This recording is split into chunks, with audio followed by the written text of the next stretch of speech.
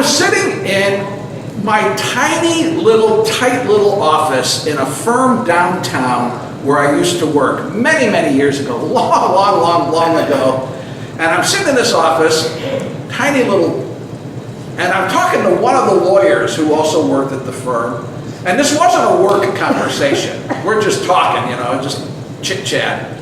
And all of a sudden, the main partner of the firm comes into the doorway of the office. And the lawyer that I was talking with beat it out of there real fast. She vanished. Mr. Smith, that's not his real name, I'm just going to call him that, the head of the firm, the primary owner of the firm, he was kind of a little bit of an intimidating person. He was not mean. There were people who thought he was mean. He really wasn't mean. He was very, very smart, like just whip smart, like one of the smartest people I've ever encountered in my life. And he's very rich.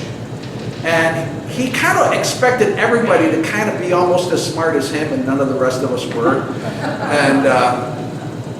And in his interactions with low level workers like me, he basically he tended to get right to the business, get to the point, and then his time was very valuable. So he's standing in the doorway of my office, and he proceeded to let me have it. I've thought about this. This is a long ago. I don't even remember exactly what the issue was anymore. I don't remember. I'm probably intentionally putting it out of my head somehow, but he was upset. That was very clear. He was upset with me. That was very clear.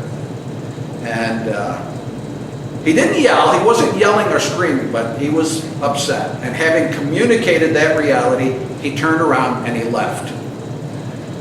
One of the details that I remember, again, this is so long ago, but I remember that he didn't actually at that time have all of the facts, and so I wasn't at the root of this problem the way that I'm sure I made mistakes, but I wasn't at the root of it the way he thought I was.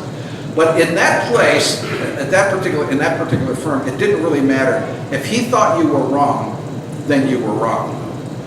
Here, I'll give you an idea of the dynamics, the power dynamics of the office. There were about 40 people who worked in this office, and we all called each other by our first name. Isn't that how it goes in most of the offices where you're in? There's Joe, there's Lee, hey, there's Steve over there, hi Ellen, how you doing? Nobody called him by his first name. We all called him Mr. Smith. Hey Joe, hi, Mr. Smith. So, about an hour maybe or so, maybe a couple hours, I can't remember, after that incident happened, my desk phone rang.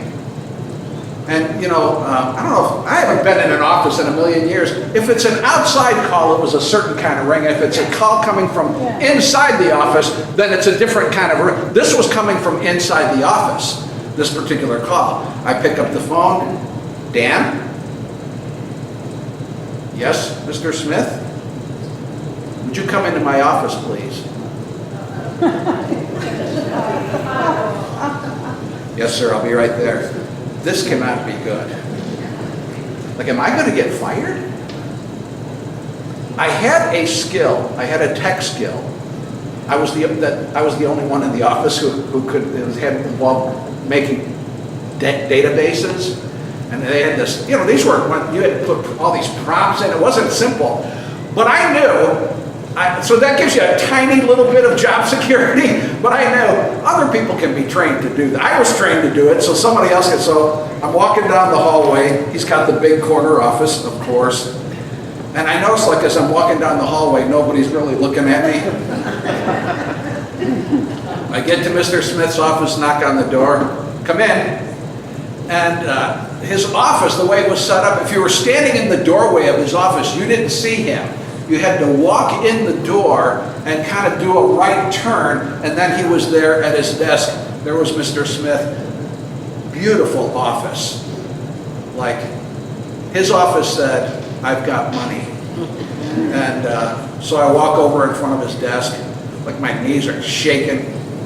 He says, Dan, I was upset, and I let it get to me, and I should not have spoken to you that way. I'm sorry.